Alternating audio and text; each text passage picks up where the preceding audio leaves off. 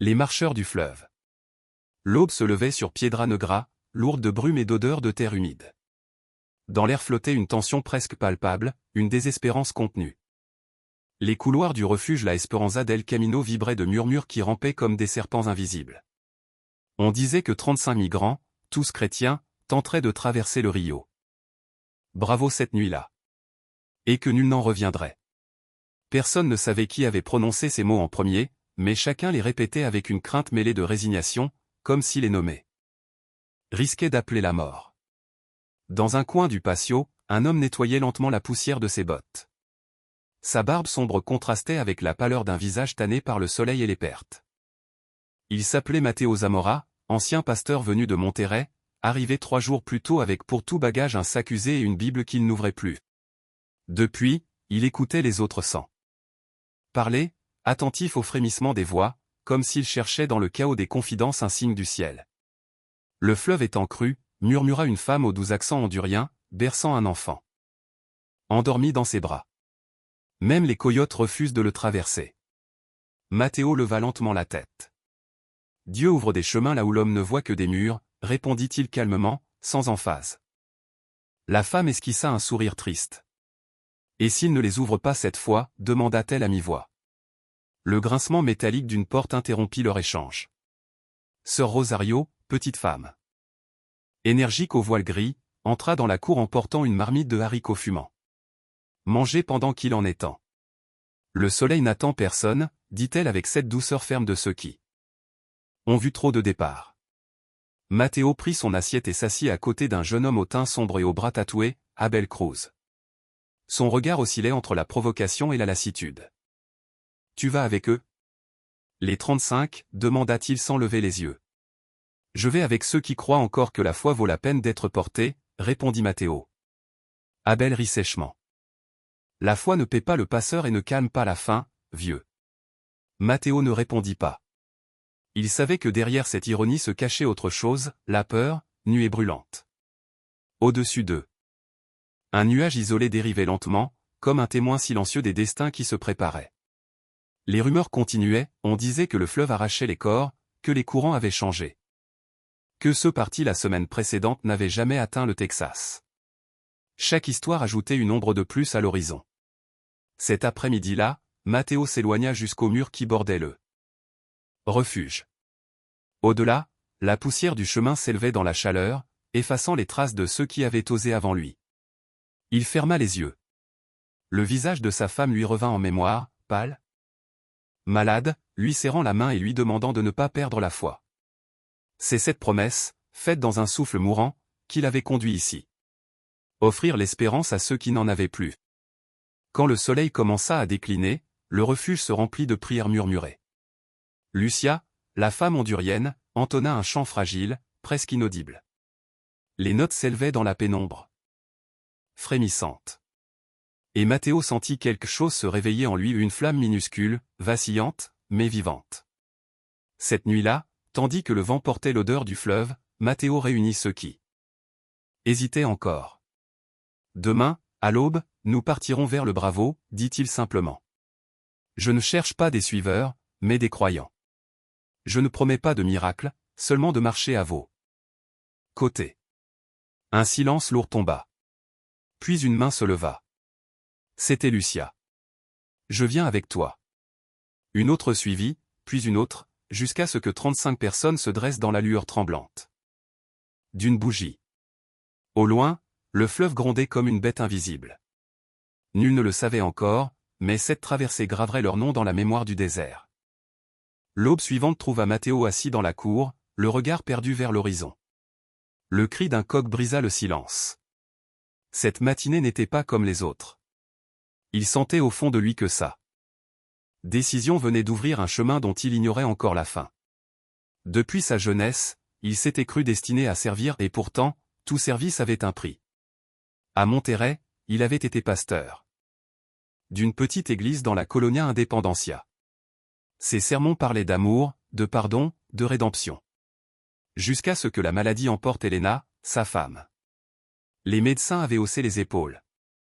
Et la foi de Matteo s'était effondrée, se désagrégeant comme la poussière sur un autel abandonné. Le jour de l'enterrement, il avait quitté la ville, sonné de douleur, incapable de prêcher un Dieu qu'il ne comprenait plus. Et maintenant, Seigneur? Avait-il murmuré devant une croix nue. Seul l'écho de sa voix avait répondu, se perdant dans la nef vide. Depuis ce jour, il n'avait plus prié.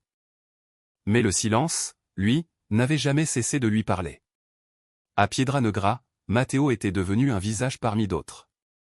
Il dormait sur le sol, partageait son pain, portait les malades. Personne ne connaissait son passé, et il ne cherchait pas à le raconter. Mais un soir, sœur Rosario le surprit lisant sa Bible à la lueur d'une bougie. « Pasteur Zamora, dit-elle doucement. » Il leva la tête, surpris. « Cela fait longtemps qu'on ne m'a pas appelé ainsi. »« Dieu n'oublie pas les noms de ceux qui l'ont servi, » répondit-elle avec un sourire. « On dit que tu veux conduire un groupe vers le fleuve, » ajouta-t-elle. « C'est ce qu'ils disent. »« Et toi, que dis-tu » Matteo soupira. « Je dis que quelqu'un doit le faire. » Cette nuit-là, il ne dormit pas allongé sur le sol. Il revoyait les visages, des mères serrant leurs enfants, des jeunes aux yeux brûlants, des vieillards aux pieds meurtris. 35 âmes lui confiaient leur destin, à lui, un homme qui doutait. Encore de Dieu et de lui-même. Le poids de cette responsabilité s'enfonça dans ses épaules comme une pierre froide. Le lendemain, Lucia s'approcha, une couverture pliée dans les bras. « Mon fils s'appelle David, » dit-elle en souriant timidement. « Il dit que vous ressemblez à un héros des histoires de sa grand-mère. » Matteo esquissa un rire discret. « Je ne suis pas un héros, Lucia. Juste un homme qui refuse d'arrêter de marcher. »« Alors c'est ce qui vous rend différent, » répondit-elle doucement. « Les héros ne sauvent pas toujours, mais ils apprennent aux autres à ne pas abandonner. » Ces paroles restèrent gravées dans son esprit. Pendant des heures, il les répéta en silence tout en aidant à préparer les maigres provisions, de l'eau, du pain sec, quelques haricots. Des couvertures. Rien de plus. Les migrants offrirent ce qu'ils pouvaient, la solidarité, ici, tenait lieu de miracle. Quand la nuit tomba, le groupe était prêt. Matteo s'agenouilla près de sa vieille Bible. Les pages, usées par le temps, sentaient encore l'encre et la foi. Il l'ouvrit au hasard, guidé par une impulsion. Un verset, souligné autrefois à l'encre bleue, brilla faiblement sous la lumière de la lampe. « Quand tu traverseras les eaux, je serai avec toi. » Il referma le livre avec un soupir. Pouvait-il encore croire à ces mots? Le vent du nord s'était levé, sifflant entre les grilles du refuge. Près de la barrière, Abel fumait, l'air songeur. « Pourquoi fais-tu ça » demanda-t-il sans le regarder. « Parce que quelqu'un doit porter la lumière, même quand elle s'est éteinte. » En lui, répondit Matteo. Abel exhala la fumée, un sourire moqueur aux lèvres. La foi, ça ne te fait pas flotter si le courant t'emporte. Matteo ne répondit pas. Ses yeux brillaient d'une certitude silencieuse. L'aube approchait. Dans la cour, les silhouettes se rassemblaient, drapées de couvertures, les visages tendus vers le fleuve invisible. Matteo s'avança, tenant la Bible contre sa poitrine. Le ciel, d'un gris laiteux, s'ouvrait lentement, et le premier rayon du soleil illumina leurs visages. « Nous marchons non pas pour fuir, mais pour vivre, » dit-il d'une voix claire. « Et si le fleuve nous réclame, qu'il emporte au moins notre peur, pas notre espérance. » Personne ne parla. Mais dans ce silence, il y avait une force. Tranquille. Lucia serra son fils dans ses bras. Abel jeta sa cigarette et hocha la tête. Tous savaient que la route serait courte et terrible, que le Rio Bravo ne pardonnait pas. Pourtant, ils avancèrent. Matteo prit la tête du groupe. Ses bottes s'enfonçaient dans la boue encore froide. Le fleuve rugissait au loin, sombre et vaste, comme une frontière entre deux mondes. Le vent portait des prières et des larmes. À chaque pas, Matteo sentait le poids de son ancienne vie s'effriter, les sermons, l'église, la tombe d'Helena. Il ne restait plus que le chemin, la foi nue, et l'espoir fragile d'un passage. Lorsqu'ils atteignirent la berge, le soleil levant fit miroiter la surface du Rio Bravo comme une lame d'argent. Matteo s'arrêta un instant, puis se tourna vers eux. Quand nous entrerons dans l'eau, souvenez-vous, personne ne traverse seul. Et il fit le premier pas. L'eau glacée mordit sa peau, mais son regard demeura fixe, brûlant d'une lumière nouvelle. Derrière lui, un à un, les 35 s'engagèrent dans le courant. Au loin, le jour se levait, doré et immense, et le fleuve, témoin des promesses humaines, semblait retenir son souffle. Sous le ciel pâle du nord du Mexique, l'aube se alzaba sobre un paysage de polvo et de espina. Mateo Zamora contemplait el horizonte, donde la tierra parecía fundirse con el air caliente. No se trataba de flotar, pensó, sino de cruzar, aunque el agua te arrastre. La phrase, dicha quasi en un murmullo, se perdió en el viento seco. El joven asulado no respondió. El silencio que siguió. Tuvo más peso que cualquier sermón. La luna se alzó sobre los tejado oxidado del albergue la esperanza del camino. En la penumbra, Mateo cerró los ojos. Recordó la voz de su esposa, suave, firme. Con esa calma que solo tenían las personas que creían de verdad. Promette que nunca abandonará la esperanza. Y comprendió que cada paso hacia el norte no era solo una travesía física. Era el cumplimiento de aquella promesa, la única cuerda que onelo ataba a algo más grande que él. El amanecer siguiente trajo un polvo dorado que se levantaba del cielo como un incienso. Y a elo le jo el murmullo del río Bravo le recordaba su destino. Era hora de partir. El calor del mediodía cayó sobre el grupo como una manta ardiente. Todavía no habían emprendido la marcha. Definitiva, pero la tensión se respiraba en cada gesto, en cada mirada fugaz. Los migrantes se réuniant en pequeños círculos, murmurando, dudando. Alguno temían el río, otro, a Mateo. Lo veían caminar con serenidad, hablar poco, pero en su ojo había algo que ninguno alcanzaba a descifrar del todo, un cansancio antiguo, una fe rota que intentaba renacer. Lucia, la joven madre. Hondurona, elle observaba mientras acunaba a su hijo dormido. Había visto a mucho hombre perder la fe, poco la habían intentado reconstruire en silencio. Cuando se acercó a ofrecer una botella de agua, Mateo apenas sonrió. Gracia e dijo el con voz áspera. Las dudas son como espina, pastor respondió ella. Duermen hasta que uno decide caminar descalzo. Mateo la miró sorprendido. No soit pastor corrigió, casi avergonzado. Lucia sonrió con dulzura. Quizás uno, pero Dio no olvida elo que un corazón ha sido. El murmuló del grupo crecía. Entre elo, un joven alto de mirada. Dura se levantó. Era Abel, el más desconfiado. No pienso seguir a un hombre que ni siquiera sabe si cree elo que predica a grito. Varia cabeza se giraron. El se tensó. Mateo el miró, tranquilo. Nadie está obligado respondió con calma. Abel dio un paso al frente, la rabia temblando en la voz. Entonces dim, que te has diferente de los coyotes que prometant el cielo y entregant el infierno? El silencio cayó pesado. Hermana Rosario, que observaba desde la sombra, frunció el seno sin intervenir. Mateo respiró hondo. No prometo salvación y dijo por fin.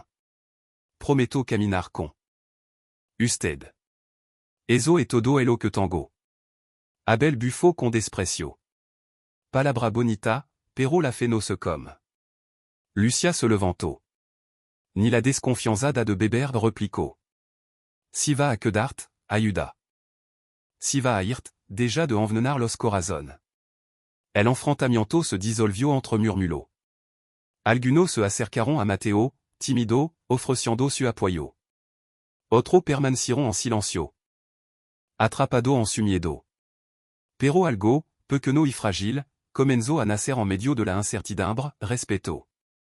Cuando el sol se hundió en el horizonte, Mateo se apartó del grupo y se sentó bajo un mesquite solitario. El erolia a polvo y cansancio. En su pecho la duda seguía mordiendo. Tenía derecho a guiar a otro cuando el mismo se sentía perdido? Cerró los ojos. Recordó su última predicación, a no atra, cuando un creía que las palabras podían salvar. La fe no es certeza había dicho entonces, et decisión. Ahora aquella palabra sonaba hueca, pero también necesaria. Como un eco que se niega a morir. Hermana Rosario se le acercó despacio, con el rosario colgando de su dedo. ¿Tem no estar a la altura? Preginto. Matteo Azintio sin abrir los ojos. Entonces está listo para lidrar replico et la con serenidad. Solo los soberbios se sientan seguros andel camino. Matteo sonrió con amargura. A veces creo que Dios me ha olvidado. Rosario el miro con ternura.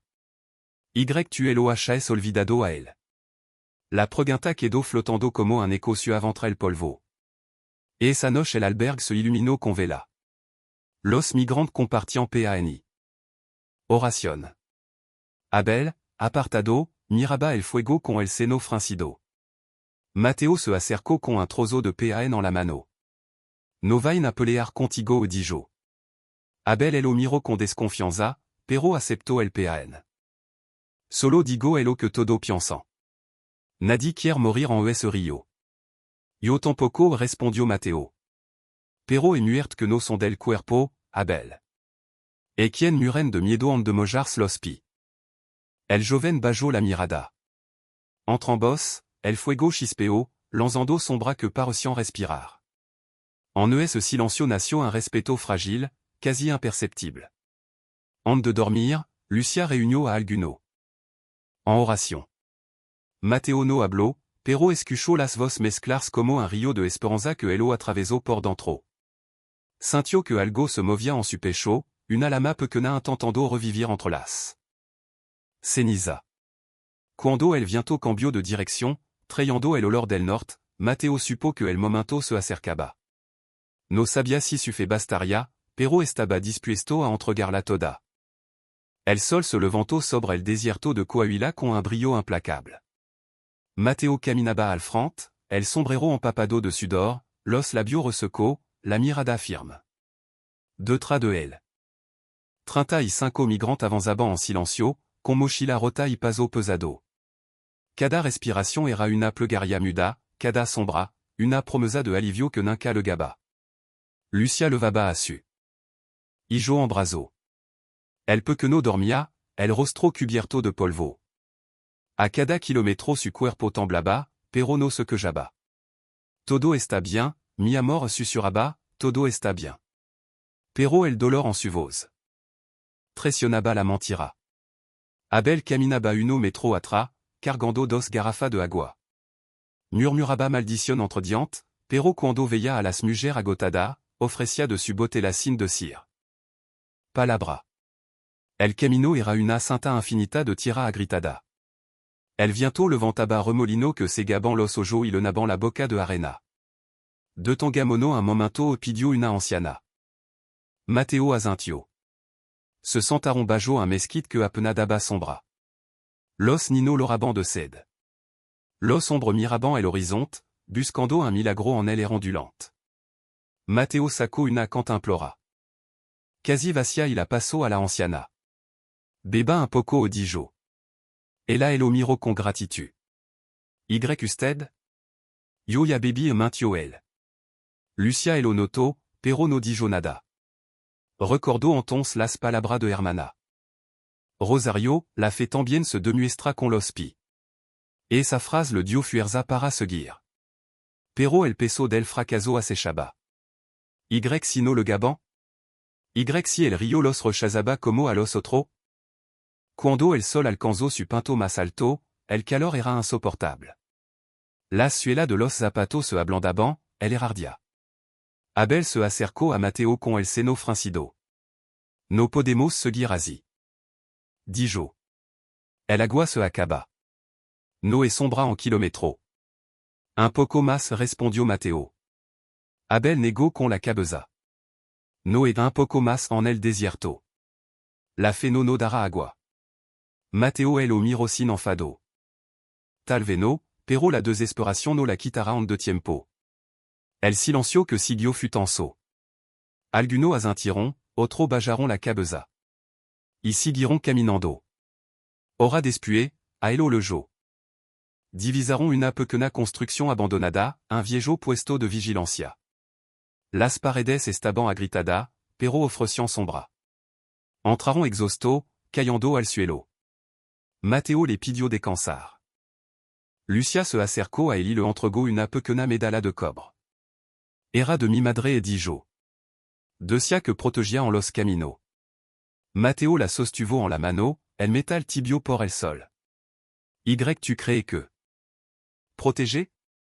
Creo que me recuerda que no estoy sola. Las palabras elo conmovieron más de elo que esperaba. Observo la medalla, y por primera vez desde Monterrey, murmuró una oración. No era un réseau elaborado ni una plegaria de pulpito, sino un suspiro humilde, el intento torpe de un hombre que vuelve va hablar con quien había dejado de escuchar. Y mientras el sol se ocultaba detrás de las dunas. Matteo comprendió que, aunque el río on los separaba del otro lado, ya habían comenzado a cruzar. À la tombée du jour, le vent se fit plus âpre, glissant entre les pierres et soulevant la poussière. Comme si le désert lui-même murmurait une prière. Quelques-uns allumèrent un maigre feu avec des restes de bois arrachés aux ruines. Le crépitement des flammes offrait une chaleur fragile. Un répit éphémère dans l'immensité froide. On partagea le dernier morceau de pain, un geste silencieux d'union dans la faim. Abel, le visage fermé, versa le peu d'eau qu'il restait dans de petites gourdes pour les enfants. Personne ne parla, mais tous comprirent. Matteo, lentement, se leva et fixa le nord. Le ciel, déchiré entre l'orange et le pourpre, semblait promesse et avertissement à la fois. À l'horizon, une ligne sombre ondulait comme un présage. Demain, nous atteindrons le fleuve, dit-il d'une voix calme. Les visages épuisés se levèrent vers lui. Dans certains yeux brûlaient encore l'espérance, dans d'autres, la peur muette. Au loin, le murmure du Rio Bravo semblait les appeler, une voix ancienne, irrésistible, comme si le fleuve lui-même attendait leur arrivée. Cette nuit-là, tandis que le groupe dormait, Matteo resta éveillé. Étendu sur la terre sèche, il contemplait les étoiles, ces lanternes lointaines qui, malgré l'obscurité, continuaient à briller. Il pensa aux mots de Lucia, à cette foi obstinée qui survivait même à la soif et à la fatigue. Il comprit alors qu'un corps pouvait se briser, mais que l'esprit, lui, avait encore la force d'avancer. L'aube suivante se leva lourde, chargée d'un air qui sentait le fer et la poussière. Le groupe reprit sa marche, laissant derrière lui les ruines du poste abandonné. Chaque pas résonnait comme un écho de lassitude, une prière faite de silence et de volonté. Matteo sentait ses jambes plomber, mais sa détermination restait droite, inflexible. L'horizon s'étendait sans fin, plat et vibrant sous la chaleur, comme si le monde s'arrêtait à la ligne tremblante du mirage. Lucia marchait à ses côtés, tenant la main de son fils.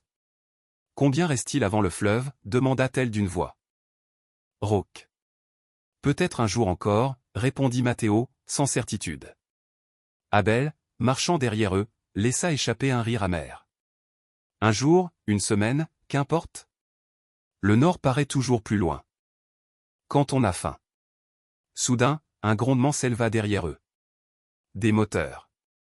2 camionnettes approchaient, soulevant une nuée de poussière. Le groupe s'éparpilla instinctivement, se cachant derrière les roches. Matteo leva la main, ordonnant le silence. Les véhicules s'arrêtèrent à quelques mètres. 4 hommes en descendirent, armés, les visages tannés par le soleil, les yeux durs comme des pierres. Des coyotes. Le chef, un homme massif coiffé d'un chapeau noir, s'avança. « Qui commande ici » lança-t-il. Matteo fit un pas. « C'est moi qui les guide. »« Alors tu sais qu'ici personne ne passe sans payer. 1000 par tête. »« Nous sommes des pèlerins, » dit Matteo. « Nous n'avons pas cet argent. » Le coyote esquissa un sourire sans joie. « Alors le fleuve vous prendra gratis. » Un silence épais tomba sur le désert. Lucia serra son enfant contre elle. Abel fit un pas en avant, la colère brûlant dans ses yeux. « Vous n'avez pas ce droit. » Le coyote le toisa avec mépris. « Et toi, qui es-tu, muchacho ? Quelqu'un qui ne s'agenouille pas devant des voleurs. » Le coup partit avant que quiconque ne réagisse. Abel s'effondra, le sang coulant de sa lèvre éclatée. Matteo se précipita. « Assez. Nous ne venons pas pour nous battre. » Le chef le fixa longuement, d'un regard glacé. « Alors paix, ou fais demi-tour. Ce chemin n'est pas le tien. » Matteo sentit le poids de tous les regards. En lui, quelque chose vacilla, la peur, la tentation de céder. Il songea à se mettre à genoux, à supplier pour leur vie. Mais une force ancienne, enfouie sous les couches de doute, se redressa. Je ne paierai pas pour marcher sur la terre de Dieu. Le silence devint tranchant. Le coyote le détailla, intrigué. Tu es de ceux qui croient que la foi ouvre des chemins? Non, répondit Matteo. Mais je crois que la peur les ferme. L'homme éclata d'un rire rauque et cracha au sol. Je te laisse vivre, prédicateur. Le fleuve t'apprendra la valeur de ta foi. Il remonta dans sa camionnette. Le bruit des moteurs s'éloigna, laissant derrière lui une poussière amère et un écho de menace. Abel se redressa, essuyant le sang de son menton. Tu aurais pu payer. Avec ce qu'il nous restait, lança-t-il. Tu nous as mis en danger. Matteo soutint son regard, calme. Si nous payons la peur une fois, nous la paierons toujours. Abel serra les poings mais se tut. Le groupe reprit sa marche dans un silence pesant. Le soleil cognait sans relâche, et chaque ombre semblait guetter. Matteo sentait la culpabilité peser sur sa poitrine, mais aussi quelque chose de nouveau, le respect. Il avait refusé de plier, et dans ce désert, c'était déjà une forme de foi. Le soir, ils trouvèrent refuge dans un canyon étroit. Ils partagèrent la dernière gorgée d'eau. Le peu qu'il restait. Lucia s'assit près de Matteo. Aujourd'hui, dit-elle doucement, j'ai vu un homme rester debout alors que tout lui disait de s'agenouiller. Matteo sourit faiblement. Je ne sais pas si c'était du courage, ou de l'entêtement. Peut-être n'y a-t-il pas de différence quand on le fait pour les autres, murmura-t-elle. Le vent souffla du nord, portant avec lui un parfum d'eau et de promesses. Matteo leva les yeux, pour la première fois depuis des jours, il crut sentir l'espérance. Pourtant, il savait que les hommes du désert reviendraient, que le danger n'avait pas disparu. Ils marchèrent longtemps sous un ciel d'étain, suivant le lit asséché d'un ancien ruisseau. L'air devint lourd, presque liquide. Chaque pas coûtait davantage. Les paroles du coyote résonnaient encore dans les esprits, un avertissement qui s'accrochait à leurs âmes. Matteo, en tête, avançait sans dire un mot. Il sentait derrière lui le poids des regards, la peur. La confiance, la fatigue tressées ensemble comme une seule corde. Au crépuscule, une cabane d'adobe se dessina entre les buissons. De la porte pendaient des croix faites de branches. Et un chien vieux et maigre dormait à côté d'un tas de pierres. « Crois-tu qu'il y ait quelqu'un » demanda Lucia. « S'il y a de la fumée, il y a de la vie » répondit Matteo. Il frappa doucement. Une voix rauque répondit. « Qui va là » ? Des gens fatigués, qui cherchent un peu de repos. La porte s'ouvrit lentement. Un vieil homme apparut, les cheveux blancs, les yeux voilés d'une brume grise. « Je n'ai pas grand-chose, dit-il, mais même la poussière mérite un peu d'ombre. »« Merci, Don, » répondit Matteo en inclinant la tête. L'homme se nommait Don Ézéchiel. Il avait autrefois été migrant, jusqu'à ce que la cécité le retienne dans ce coin oublié. Il leur offrit de l'eau tirée d'un vieux puits et des tortillas dures comme des pierres. « Bénis soient les mains qui arrivent. » Vivantes jusqu'ici, murmura-t-il. Les voyageurs mangèrent en silence, reconnaissants. Abel, encore blessé dans sa fierté, resta à l'écart. Don Ézéchiel tourna son visage vers Matteo. « Tu n'es pas comme les autres, » dit-il avec un sourire presque invisible. « Pourquoi dites-vous cela ? Parce que tes pas sonnent plus lourds. Ceux qui ne cherchent qu'à passer marchent vite. Toi, tu portes autre chose que la faim. » Matteo baissa les yeux. La culpabilité, peut-être. Alors tu voyages léger, répondit le vieillard paisiblement. La culpabilité ne pèse plus quand on apprend à se pardonner. Le vent se remit à souffler dehors, faisant craquer le toit de la cabane. J'ai traversé le fleuve bien des fois, poursuivit Don Ézéchiel, quand mes yeux voyaient encore. J'ai appris que l'eau n'est pas l'ennemi. Le vrai danger, c'est d'oublier pourquoi on traverse. Matteo fronça les sourcils. Et pourquoi l'avez-vous traversé, vous ? Par fin de vie. Répondit le vieil homme. Mais la vie ne se trouve ni au nord ni au sud. Elle est dans le cœur de celui qui continue d'avancer. Lucia écoutait, son enfant endormi contre elle. Les mots du vieillard semblaient sacrés, lourds de vérité. Même Abel se rapprocha malgré lui. Et si on a peur, demanda-t-il. Alors la peur marche avec toi, dit don Ézéchiel. Mais si tu apprends à lui parler. Elle cesse de commander. Matthéo sentit en lui quelque chose se délier, comme une digue qui cédait doucement. Les paroles du vieil homme aveugle étaient comme une eau pure dans le désert. Croyez-vous que Dieu écoute encore ceux qui doutent, demanda-t-il enfin. Don Ézéchiel posa la main sur sa poitrine. La foi, dit-il, ce n'est pas ne pas douter. C'est continuer à marcher malgré le doute. Cette nuit-là, le groupe dormit sous son toit. Le vent dehors chantait contre les murs de terre, et les étoiles, à travers les fentes du toit, semblaient veiller sur eux. Pour la première fois depuis longtemps, le silence n'était pas peur, mais paix. Étincelle. Le fleuve et la promesse. Don Ézéchiel pria avec eux avant la tombée de la nuit, d'une voix tremblante mais empreinte d'une foi ancienne. Guide leurs pas, Seigneur, même si leurs yeux ne voient plus le chemin. Les voix s'unirent, épuisées, mais pleines d'une force tranquille. Matthéo sentit alors une paix qu'il n'avait plus connue depuis longtemps, une paix qui descendait lentement dans son âme comme la lumière du soir sur une plaine brûlée. Au lever du jour, l'ancien leur remit une corde tressée de ses mains. Quand vous atteindrez le fleuve, attachez-vous les uns aux autres, dit-il d'un ton grave. Ne laissez pas l'eau vous séparer.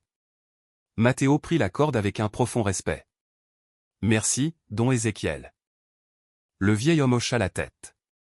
Souviens-toi, mon fils, le fleuve ne se traverse pas par la force, mais par la foi. Le groupe partit en silence. Derrière eux, le vieil aveugle leva la main vers le vent. Matthéo se retourna et aperçut son sourire paisible. Il sut alors que ces mots simples, lumineux comme une flamme fragile, resteraient à jamais gravés dans son cœur. Et avec cette certitude, il marcha vers le destin qui l'attendait au-delà du désert. Le lendemain, l'air changea.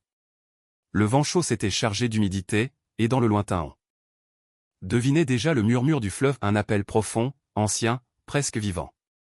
Le groupe avançait lentement, harassé, mais chaque pas semblait guidé par une espérance plus vaste qu'eux-mêmes.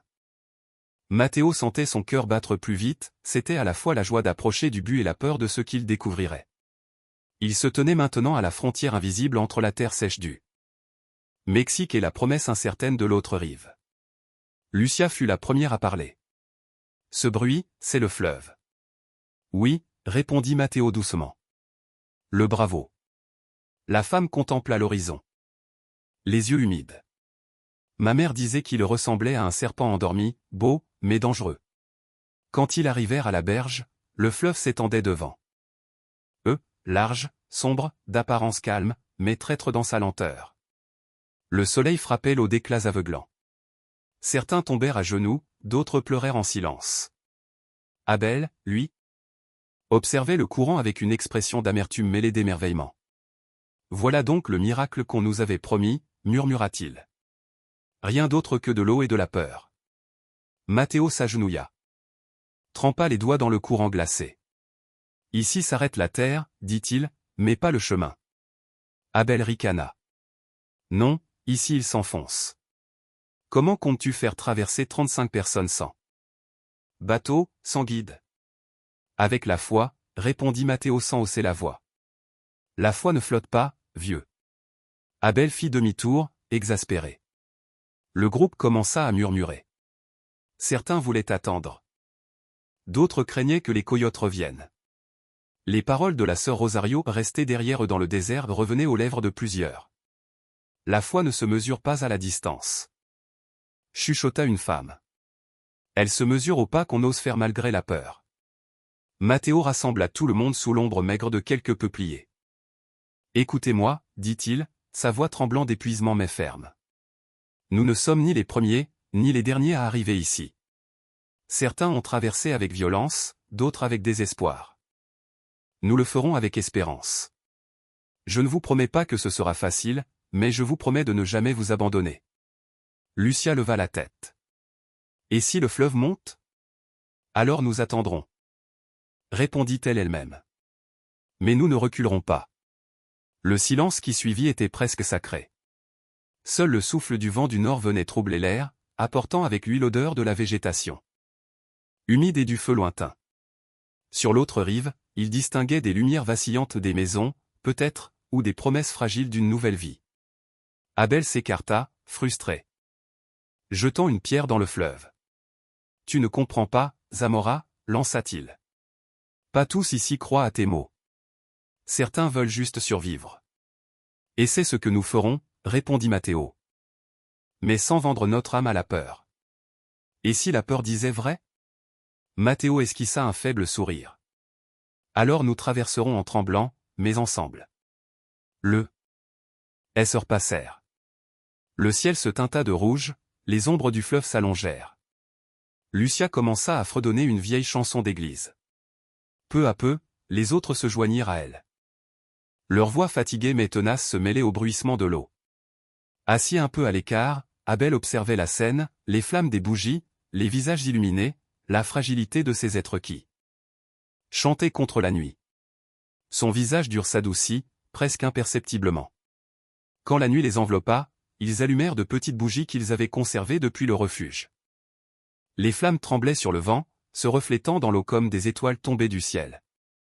Matteo se leva, sa silhouette découpée par la lumière vacillante.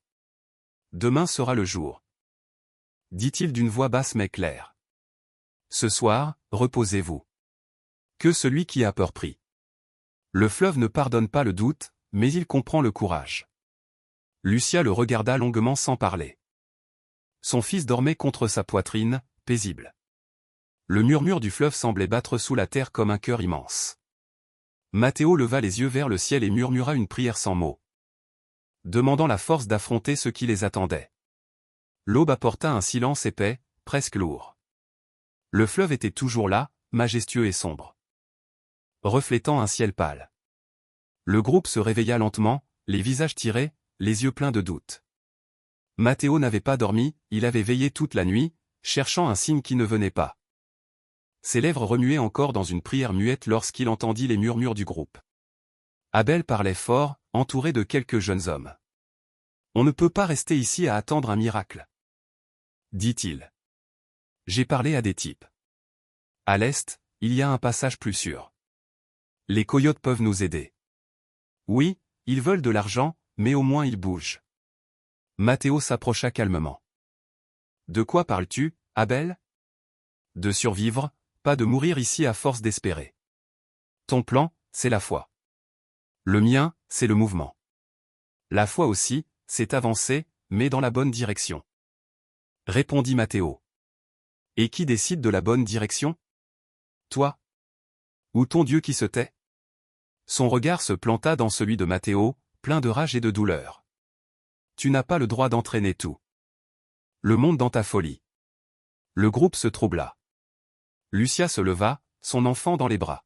« Abel, il ne s'agit pas d'avoir raison. Le fleuve est trop haut, on ne peut pas encore le traverser. Et si jamais il ne baisse pas ? Et si le vrai danger, c'était d'attendre ?» Matteo garda le silence. Il voyait dans ses paroles une part de vérité et beaucoup de peur déguisée en courage. Il fit un pas en avant. « Si tu veux partir, je ne t'en empêcherai pas. Mais ne mène pas d'autres au désespoir. La foi ne s'impose pas, elle se partage. » Abel serra les poings. « Je ne veux pas de foi, je veux un futur. » Un silence tendu s'installa. Puis un homme du groupe s'avança. « Moi, je vais avec lui, » dit-il. Un autre le suivit, puis un troisième. En quelques minutes, 15 personnes se levèrent, ramassant leurs sacs, leurs couvertures, leurs espoirs fragiles. Lucia regardait Abel avec tristesse. « Ne fais pas ça, pas comme ça. » Le jeune homme détourna les yeux. « Peut-être que toi. Tu as encore l'espoir, Lucia. Mais l'espoir ne traverse pas les frontières. » Matteo inspira profondément. « Je te souhaite d'arriver vivant, » dit-il d'une voix ferme. « Et de ne pas perdre ce qui te rend humain en chemin. » Abel ne répondit pas. Il tourna les talons et s'éloigna, suivi de son groupe. Le bruit de leurs pas sur la terre humide résonna comme un coup sourd dans le cœur des autres. Quand le silence retomba, Matteo resta immobile. Des 35 qu'ils étaient, il n'en restait plus que 20. Certains pleuraient, d'autres priaient. Lucia s'assit près de lui et soupira. « Tu as fait ce qu'il fallait. Je ne sais pas, murmura-t-il. Parfois, guider, c'est regarder partir ceux qu'on voulait protéger. Lucia le regarda avec douceur. Si la foi était facile, tout le monde en aurait. Le jour s'étira lentement. Ceux qui restaient construisirent un abri de fortune avec des branches et des couvertures. La fin revenait. L'eau manquait. Et pourtant, une étrange sérénité les enveloppait, de peut-être la résignation, ou bien cette paix qui naît quand il n'y a plus de choix à faire. À la tombée du jour, Matteo rassembla ceux qui demeuraient. Le fleuve les attendait toujours, vaste et patient. Et dans le murmure du courant, on aurait dit qu'ils chuchotaient. Avancez. Ensemble. Même tremblant. La nuit du fleuve. Ils n'étaient pas moins que les autres. Ils étaient simplement ceux qui avaient choisi d'attendre. Et attendre, pensa Matteo, n'était pas un signe de faiblesse, mais parfois la seule forme de courage qui reste quand tout vacille. Une vieille femme, la voix tremblante, osa demander. Et si le groupe d'Abel ne revient pas? Matteo la regarda droit dans les yeux. Alors nous prierons pour eux, répondit-il calmement. Et nous continuerons. Lucia, à ses côtés, entonna un chant ancien. Sa voix, fragile comme la lueur d'une bougie, se mêla au murmure du vent. Peu à peu, d'autres voix s'y joignirent. Les cœurs battirent à l'unisson et la peur, qui avait envahi leurs âmes comme un poison lent, se transforma en quelque chose de plus supportable. Matteo ferma les yeux, pour la première fois depuis longtemps, il sentit une paix légère descendre sur lui, comme une main invisible posée sur son épaule. Au crépuscule, le fleuve grondait encore dans la pénombre, mais au fond de lui. Matteo savait, rester pouvait aussi signifier avancer. Puis vint la pluie, d'abord un chuchotement sur les feuilles mortes, puis une fureur déchaînée. La terre devint boue, le vent se changea en bête hurlante. Matteo s'éveilla en sursaut. Le rugissement du vent couvrait tout.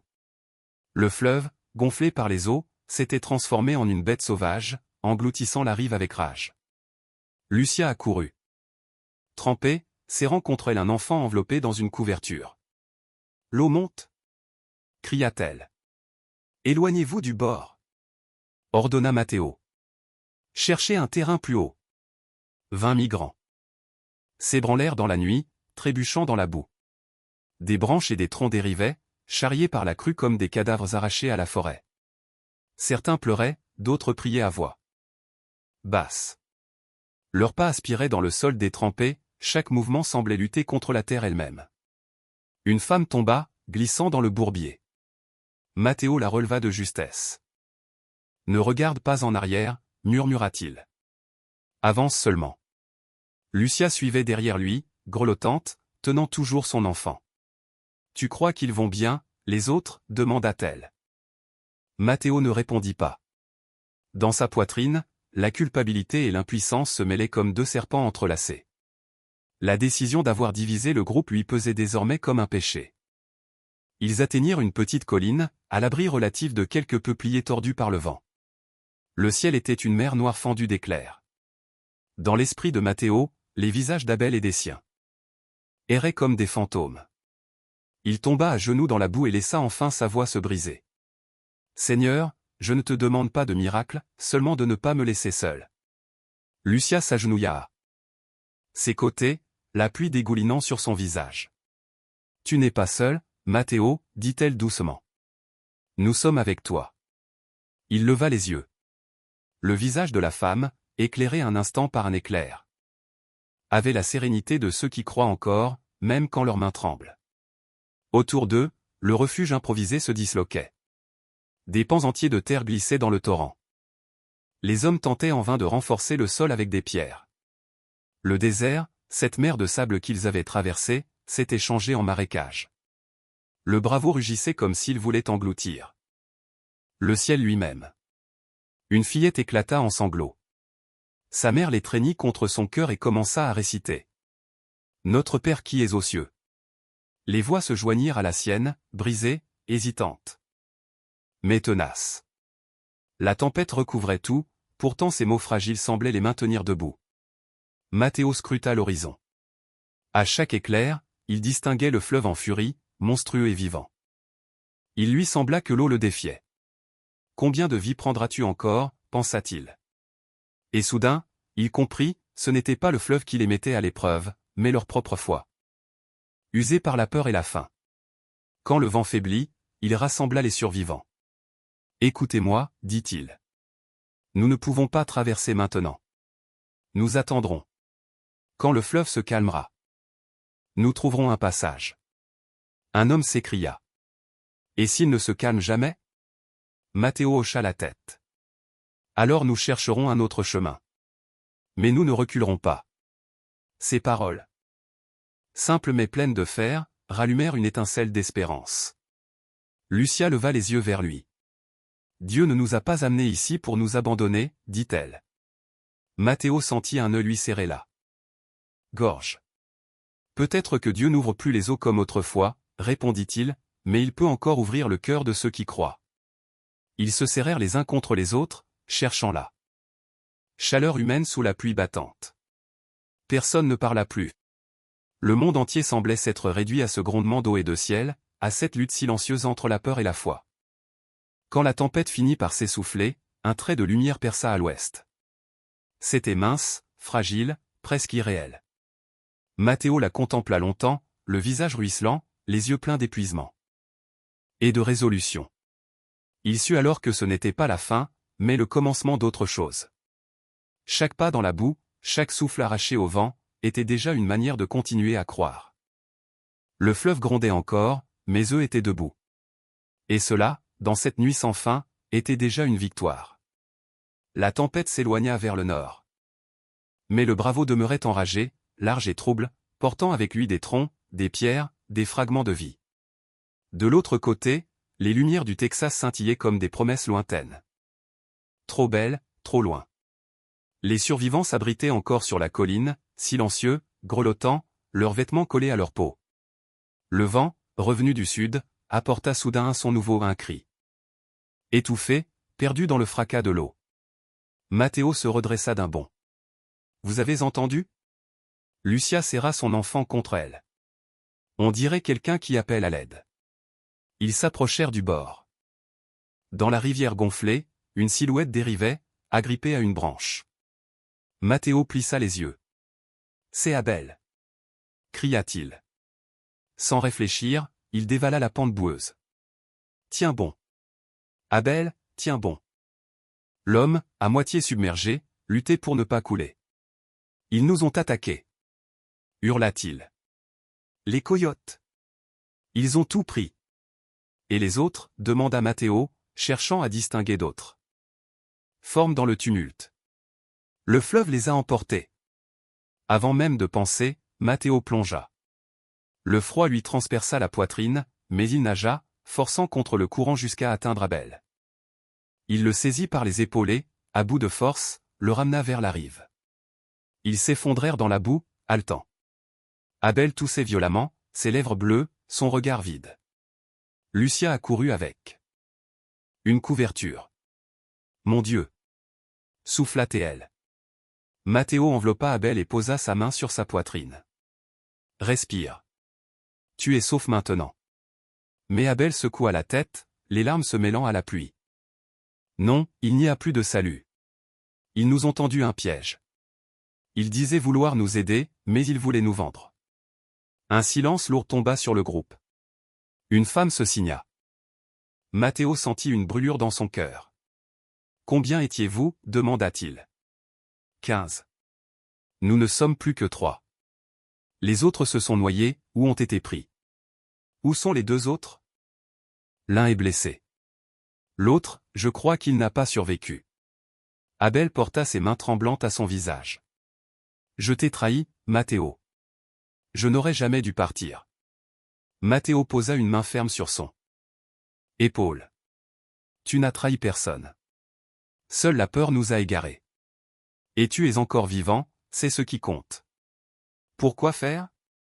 De l'autre côté, il n'y a pas le ciel, seulement des hommes avec des armées des promesses vides. Matteo redressa la tête. Alors nous traverserons, non pour eux, mais pour nous.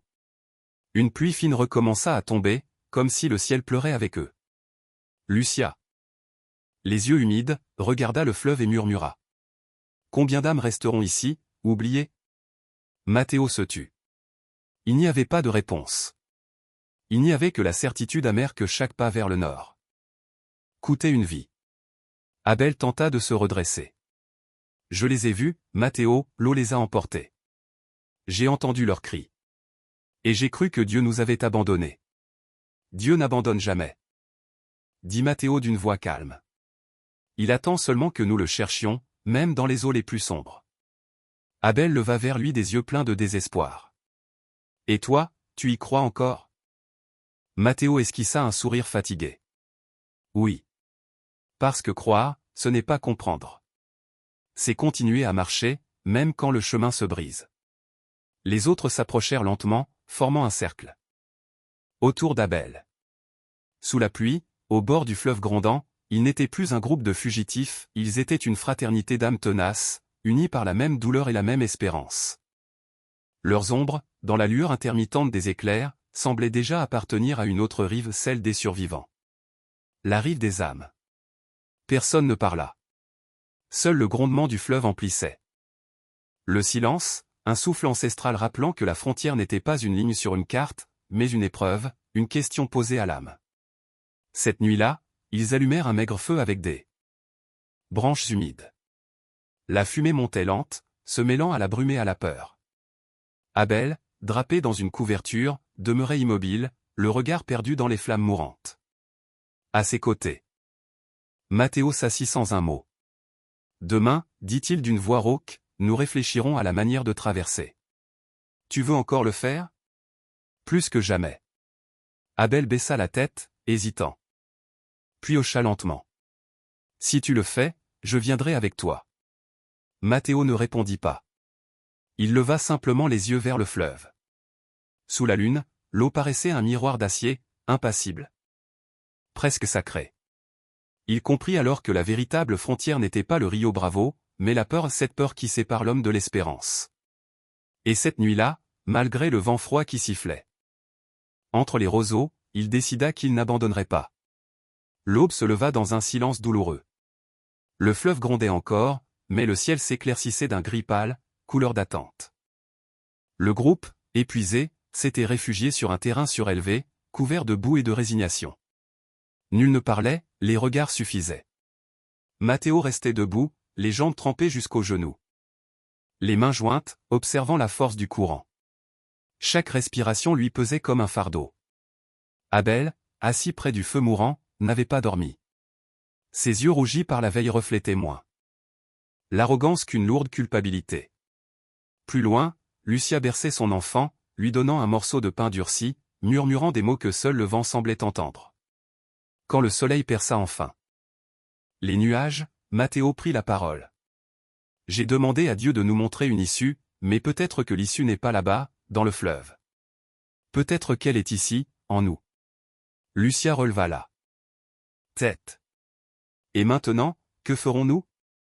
Nous attendrons, répondit-il. Et nous croirons. Un murmure d'impatience parcourut le groupe. Attendre quoi? Lança un jeune homme. L'eau ne se calmera pas d'elle-même. Mathéo soutint son regard avec douceur. Parfois, la foi ne déplace pas les montagnes, mais elle apprend à survivre dessous. Le jeune homme baissa les yeux. Lucia s'approcha de Mathéo.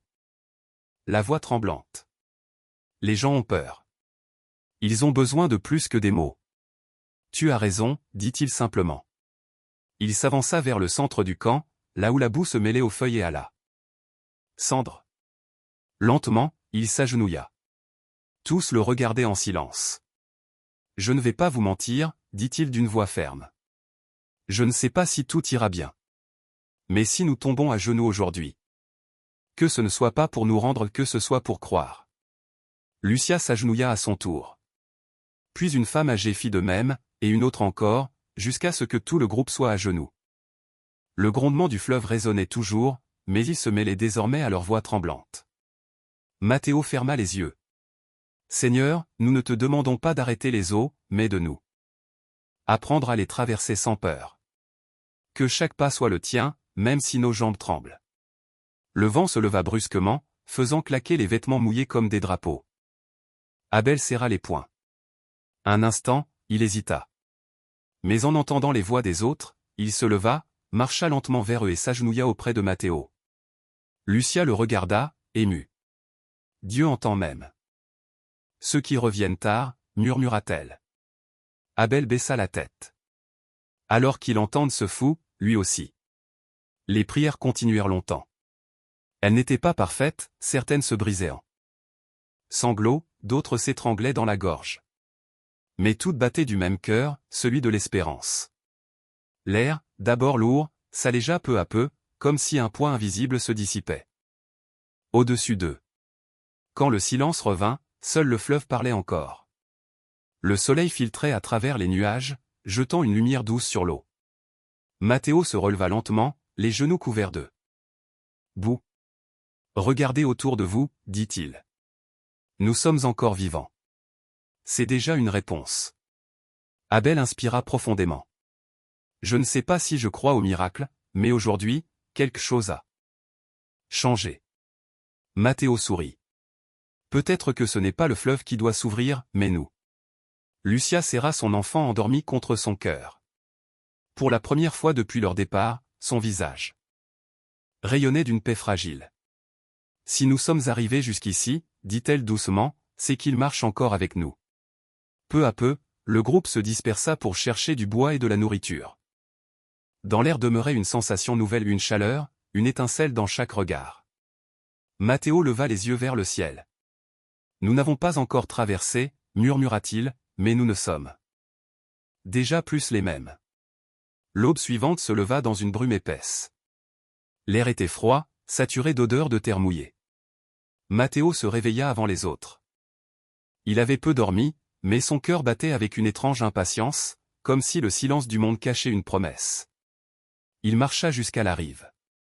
Le fleuve, qu'il avait hurlé comme une bête indomptable, coulait à présent avec douceur, presque docile, comme s'il avait épuisé sa colère.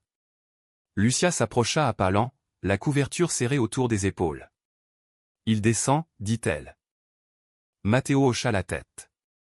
Oui, mais je ne comprends pas. Il pleut encore au nord. Elle le regarda avec un mélange d'inquiétude et d'émerveillement. Peut-être que c'est le moment. Abel arriva derrière. Le visage fatigué mais décidé. Qu'est-ce que vous regardez? Le fleuve, répondit Matteo sans détourner les yeux. Il semble nous attendre. Abel fronça les sourcils. Nous attendre, ou nous tromper? Matteo inspira profondément. Il n'y a qu'une façon de le savoir. L'un après l'autre, les autres se rassemblèrent. Certains tremblaient encore de peur, d'autres pleuraient en silence. Matteo éleva la voix. Je ne sais pas si c'est un miracle ou simplement la nature du courant, mais Dieu nous offre ce moment. Ne le gaspillons pas. Lucia serra son fils contre elle. Nous irons avec toi. Abel baissa la tête. Moi aussi. Matteo sortit de son sac la corde que don Ézéchiel leur avait donnée. Il la déplia avec respect. Nous resterons liés, dit-il. Personne ne traverse seul. Ils attachèrent la corde autour de leur taille. 20 corps unis par la foi, la peur et l'espérance. Matteo fut le premier à entrer dans l'eau. Le courant était froid, mais calme. Chaque pas faisait battre son cœur plus fort. Il se retourna, Lucia priait, Abel serrait les dents, les femmes tenaient leurs enfants contre leur poitrine. Tous avançaient sans un mot, laissant le fleuve dicter le rythme. Au milieu du cours d'eau, le courant s'intensifia. Matteo sentit ses jambes faiblir. « Tenez-vous » cria-t-il. L'eau leur montait jusqu'à la poitrine. L'enfant de Lucia se mit à pleurer. Elle agrippa la corde, murmurant entre deux sanglots. « Notre Père, qui es aux cieux » Et soudain, quelque chose changea. Le courant sembla ralentir. Puis s'arrêter, comme si une main invisible l'avait retenu. Matteo leva les yeux, stupéfait. Le vent s'était tu, le tonnerre aussi. Un silence profond, presque sacré, s'étendit sur le fleuve. « Qu'est-ce qui se passe » demanda Abel, la voix étranglée. Matteo ne répondit pas. Son regard s'était figé sur l'autre rive. Là-bas, une silhouette se tenait debout, baignée par la lumière de l'aube. Vêtue de blanc, elle avançait lentement le long de la berge. On ne distinguait pas son visage, mais sa présence irradiait une paix souveraine, sans menace, sans peur. Lucia la vit à son tour. « Qui est-ce » murmura-t-elle. Matteo sentit un nœud lui monter à la gorge. « Je ne sais pas, dit-il doucement. Mais je n'ai pas peur. » La silhouette s'arrêta et leva une main vers eux. Comme pour les inviter à continuer. Le soleil, levant derrière elle, la couronnait d'un halo doré. Matteo fit un pas, puis un autre, sans quitter la figure des yeux. Derrière lui, les autres suivirent, en silence, portés par une force plus grande que leur corps. Le fleuve semblait s'écarter doucement, comme s'il les reconnaissait. L'eau glissait autour d'eux avec la lenteur d'un souffle. À mesure qu'ils approchaient de l'autre rive, les premières larmes tombèrent, des larmes de fatigue, de soulagement, de foi retrouvée. Quand Matteo posa enfin le pied sur la terre ferme, il se retourna. Le soleil éclatait au-dessus du courant, et la figure blanche, au loin, s'effaçait dans la lumière. Personne ne parla.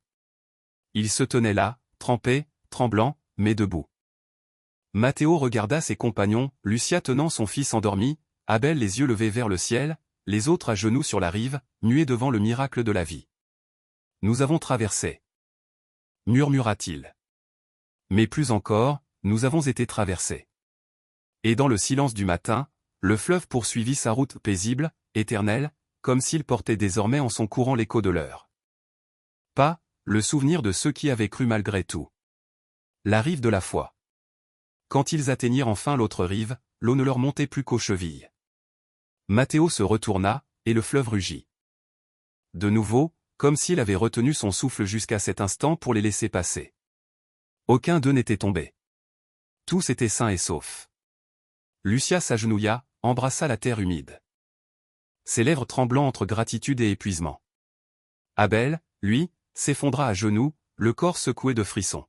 « Je l'ai vu » murmura-t-il d'une voix étranglée. « Je jure que je l'ai vu. » Matteo leva les yeux. Au loin, au-delà du voile de brume, la silhouette demeurait là, immobile, les observant. Puis un sourire se dessina sur ce visage, un sourire humain, doux, presque apaisé. Avant de se dissoudre lentement dans la brume du matin. Matteo ferma les paupières. Il n'avait pas besoin de comprendre. Le miracle n'était pas dans les eaux qui s'étaient calmées, mais dans les cœurs. Qui avait osé traverser sans peur? Le soleil se leva sur l'horizon, dorant la boue, les visages et la rive encore tremblantes. L'air sentait la terre humide, la rivière domptée, la vie revenue. Les migrants étaient épuisés, mais dans leur regard brillait une lumière nouvelle, la paix. Lucia serrait son enfant contre elle, les larmes aux yeux, murmurant sans relâche. « Merci. Seigneur, merci. » Matteo les observait, le cœur battant lentement, comme si le temps lui-même s'était arrêté pour leur laisser contempler l'ampleur de ce qu'ils venaient de vivre.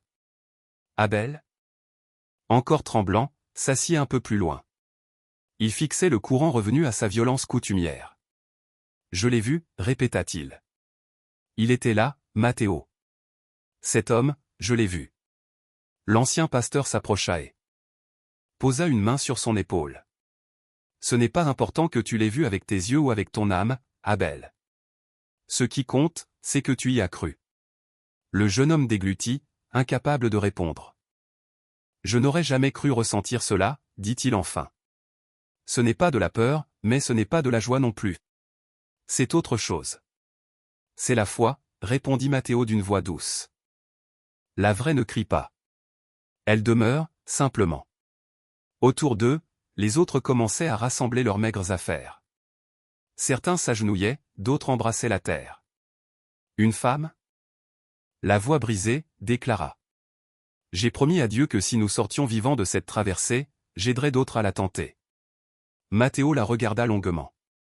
Alors il t'a entendu. Tiens ta promesse. Quelques heures plus tard, le groupe reprit la route vers le nord. Leurs traces s'imprimaient dans la boue, témoignage silencieux de leur passage. Lucia marchait près de Matteo. Penses-tu que ceux qui n'ont pas traversé vont bien? Demanda-t-elle.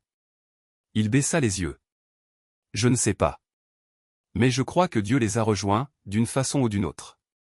Lucia hocha la tête. Une tristesse sereine au fond du regard. Parfois, la foi n'est pas faite pour comprendre, mais pour résister. Matteo sourit. Et toi, Lucia, tu as résisté plus que quiconque. La chaleur augmentait. Au fil de la marche. Leurs vêtements encore humides séchaient sous le soleil. Abel fermait la marche, silencieux. Pour la première fois, il ne ressentait ni la colère ni le besoin de défier. Quelque chose s'était brisé en lui, mais cette fracture semblait avoir laissé place à une paix neuve. Sur la route, ils croisèrent un vieil homme conduisant un camion cabossé. Sa casquette portait une croix brodée, et une Bible reposait sur le tableau de bord. Il s'appelait Don Hilario. Il transportait des vivres entre de petits villages de la frontière. En les apercevant, il freina aussitôt. « D'où venez-vous » demanda-t-il. « De là-bas » répondit Matteo en désignant le fleuve. Le camionneur les observa, stupéfait. Personne ne traverse ce fleuve ainsi, pas depuis longtemps. Dieu était avec nous, dit Lucia sans hésiter. Don Hilario hocha la tête, les yeux brillants d'émotion. Monte Z, je vous conduirai jusqu'à San Antonio. Ce n'est pas grand, mais on fera de là. Place. Matteo le remercia d'une poignée de main ferme. Que Dieu vous bénisse. Il le fait chaque fois que je peux aider, répondit le vieil homme avec un sourire. Allez, montez. Vous avez déjà accompli le plus dur. Le camion s'ébranla, cahotant sur la route poussiéreuse. Le paysage défilait lentement, derrière eux restait le fleuve, la faim, la peur et la boue. Matteo regardait par là.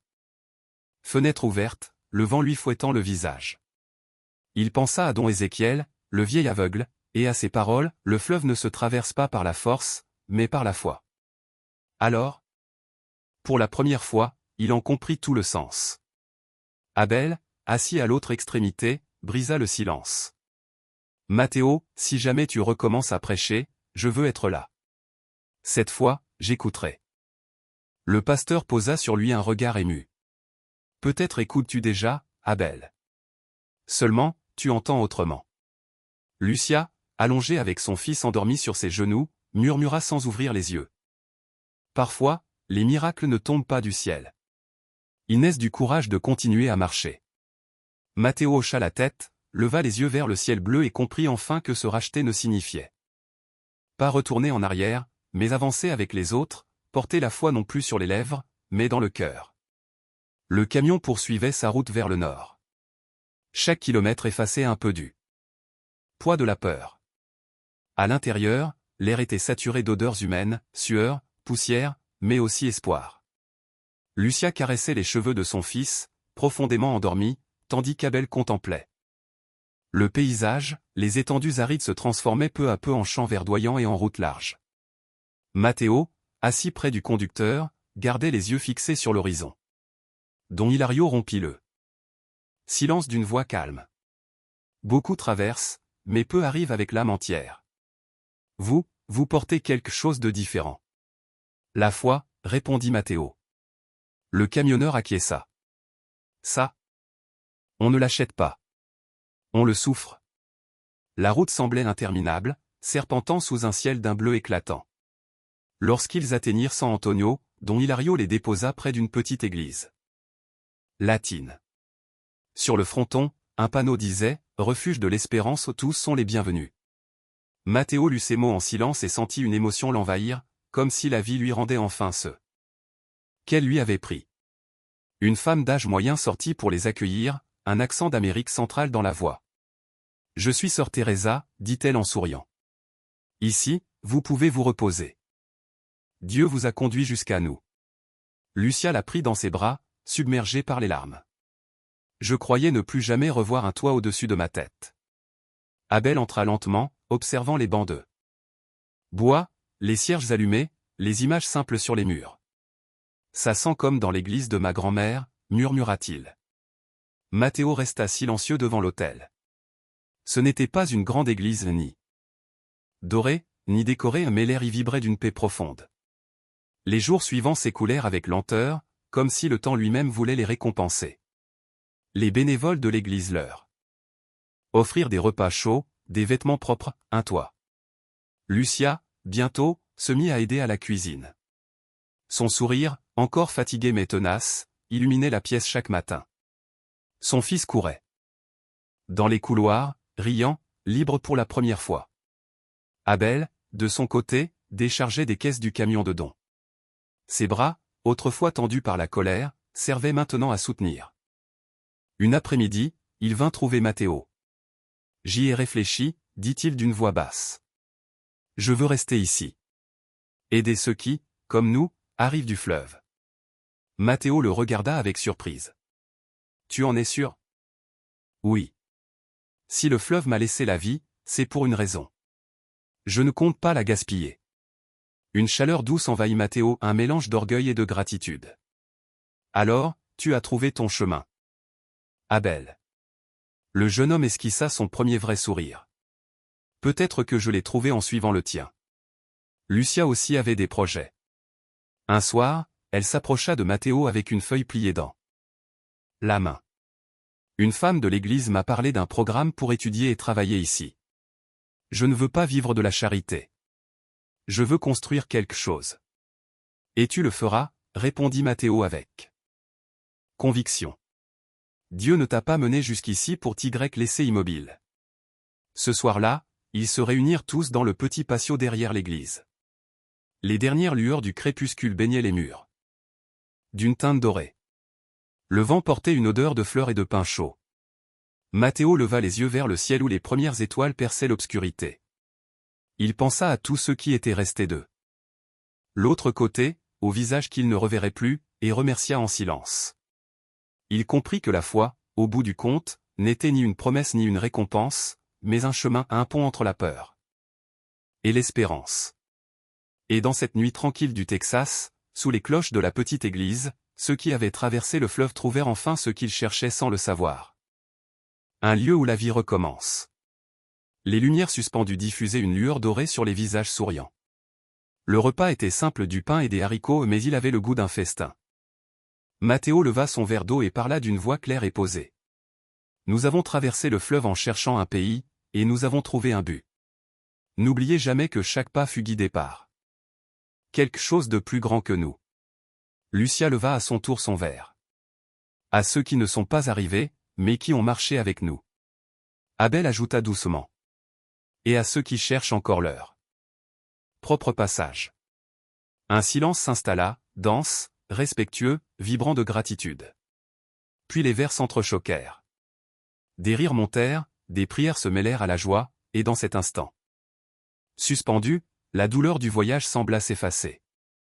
Cette nuit-là, avant de dormir, Matteo sortit dans la cour et leva les yeux vers le ciel constellé.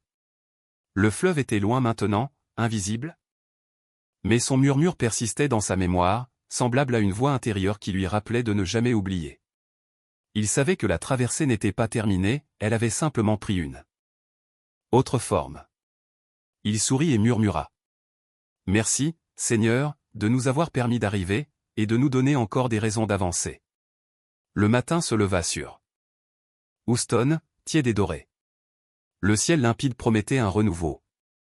Matteo marchait lentement dans une rue tranquille, la vieille Bible serrée contre lui. Ce n'était plus un symbole, mais un souvenir vivant.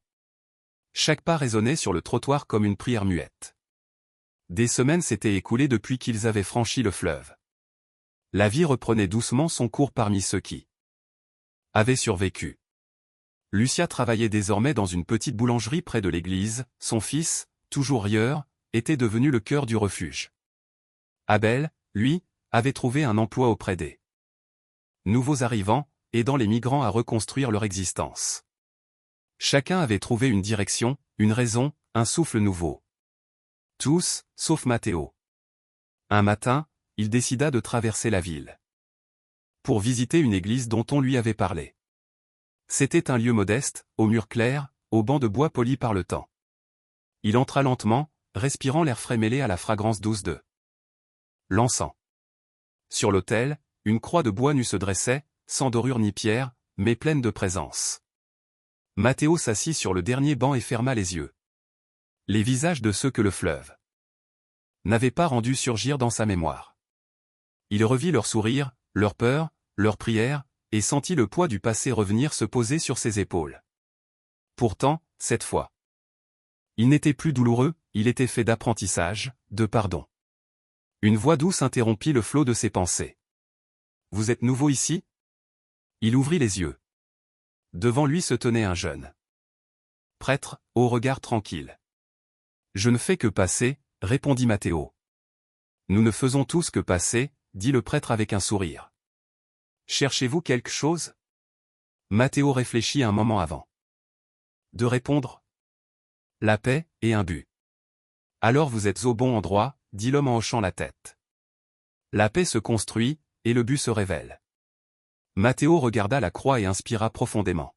« Il y a des années, j'étais pasteur. Puis j'ai cessé de l'être. Pourquoi? Parce que j'ai cru que Dieu m'avait abandonné. Mais maintenant, je crois que c'est moi qui me suis éloigné de lui. » Le prêtre sourit doucement. « Alors votre chemin du retour a déjà commencé. » Ces mots frappèrent Matteo en plein cœur. Il se leva, marcha jusqu'à l'autel, et y posa sa vieille Bible. Le vent qui entrait par les vitraux fit frémir les pages jaunies jusqu'à les arrêter sur un verset qu'il connaissait bien, « Quand tu traverseras les eaux, je serai avec toi. » Il effleura la page du bout des doigts, et pour la première fois, il en comprit la profondeur. Il tomba à genoux et pria en silence. « Merci, Seigneur, de ne pas m'avoir laissé mourir ni dans l'eau ni dans le doute. » Des larmes montèrent à ses yeux, mais elles étaient douces, transparentes, pleines de reconnaissance. Il ne pleurait plus pour ce qu'il avait perdu, mais pour ce qu'il avait trouvé, la foi, la paix, la promesse d'un nouveau départ. Quand il sortit de l'église, le soleil l'accueillit d'une chaleur bienveillante. Sur le seuil, Lucia l'attendait. Un sac de pain frais à la main et le même sourire lumineux qu'autrefois, au bord du fleuve. « Je savais que tu viendrais, » dit-elle. Matteo hocha la tête, ému. « Tu avais raison. Je ne pouvais pas continuer sans refermer ce chapitre. » Elle lui tendit le pain. « Tiens. C'est le premier que j'ai fait seul. » Il le prit avec tendresse, comme on reçoit un signe du ciel. « Tu sais, » dit-il. Traverser le fleuve n'était pas le véritable miracle. Non. Le vrai miracle, c'était d'apprendre à vivre après l'avoir traversé. Lucia leva les yeux vers le ciel, où les nuages s'effilochaient dans la lumière. « Dieu ne nous a pas simplement conduits vers un nouveau lieu, » murmura-t-elle. Il nous a rendus nouveaux pour ce lieu. Ils se mirent à marcher côte à côte, sans se presser. L'air sentait le pain chaud et la promesse d'un avenir apaisé. Leurs pas résonnaient sur le bitume, comme un rythme familier, celui d'une prière qui ne demandait plus rien, mais remerciait. Matteo leva les yeux, entre les immeubles, le soleil filtrait, dessinant des traits d'or sur les murs. Pour la première fois depuis des années, son cœur était silencieux. Ce silence n'était pas vide, mais plein d'une paix nouvelle, profonde, inébranlable.